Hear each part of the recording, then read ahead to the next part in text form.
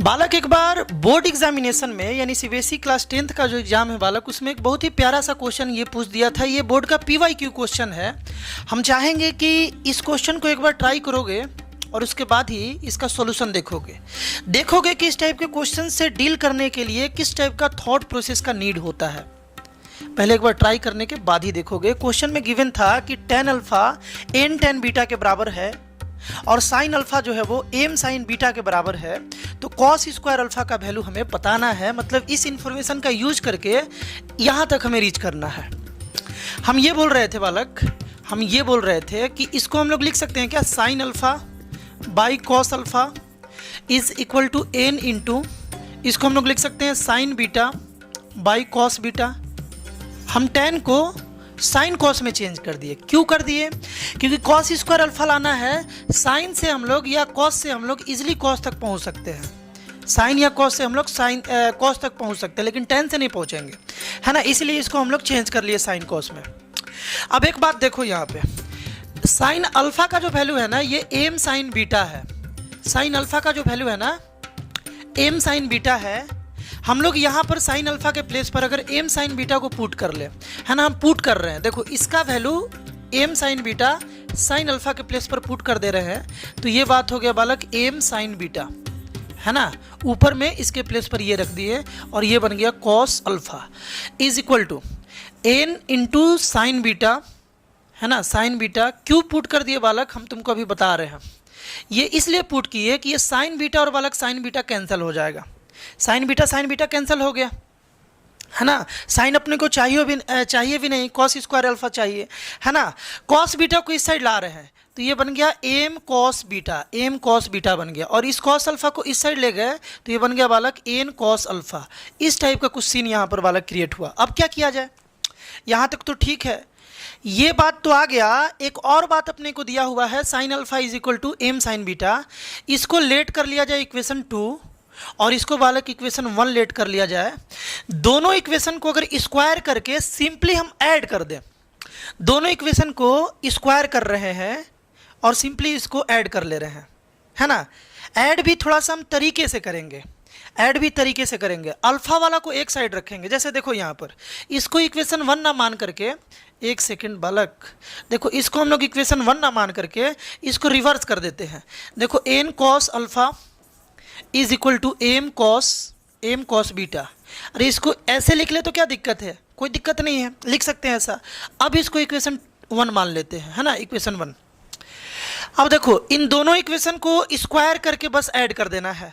Square करके जैसे ही add करेंगे हम लोग अपने गोल तक बालक रीच कर जाएंगे। देखो कैसे, हम बोल रहे थे ना कि इसको स्क्वायर कर दिए साइन स्क्वायर अल्फा और इसको भी स्क्वायर कर दिए, तो ये बन गया बालक n square cos square alpha, n square cos square alpha, ठीक है। इसी तरीके से बालक RHS को जो है, यहाँ पर जो RHS है इसको भी स्क्वायर करके ऐड कर दिए, तो RHS के साथ ऐड होगा equal to m square sine square beta और प्लस यहाँ पर m square cos square beta. दिख रहा है ना अच्छे से बालक, दिखना चाहिए, है ना।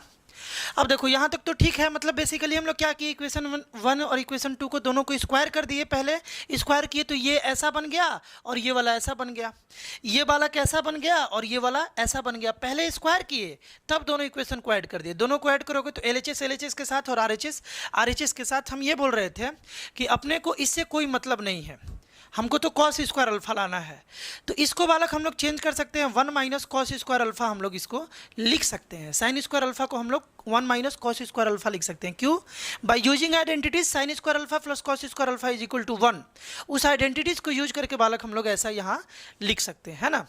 और प्लस क्या है यहाँ पर, n square cos square alpha, n square cos square alpha. यहाँ देखो RHS में अगर हम m स्क्वायर को कॉमन ले लें तो बालक साइन स्क्वायर बीटा बचेगा प्लस कॉस स्क्वायर बीटा बचेगा, कुछ ऐसा बात बचेगा। Sine square angle plus cos square same angle is equal to 1 होता है, ये बात सबको जान गया है, तुम भी जान गए होगे, है ना। तो इसका वैल्यू अगर 1 रखें यहाँ पर तो इंटू 1 हो जाएगा, m स्क्वायर इंटू 1, तो क्या हो जाएगा बालक, m स्क्वायर इंटू 1 यानी m स्क्वायर ही हो जाएगा, है ना। यहाँ तक तो बात क्लियर होगा।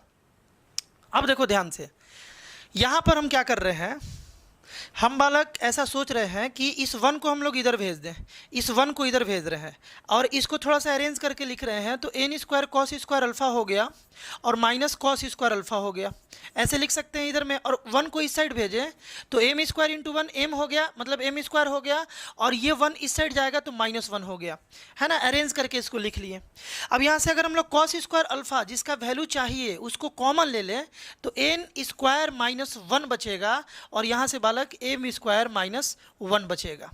बात क्लियर है ना।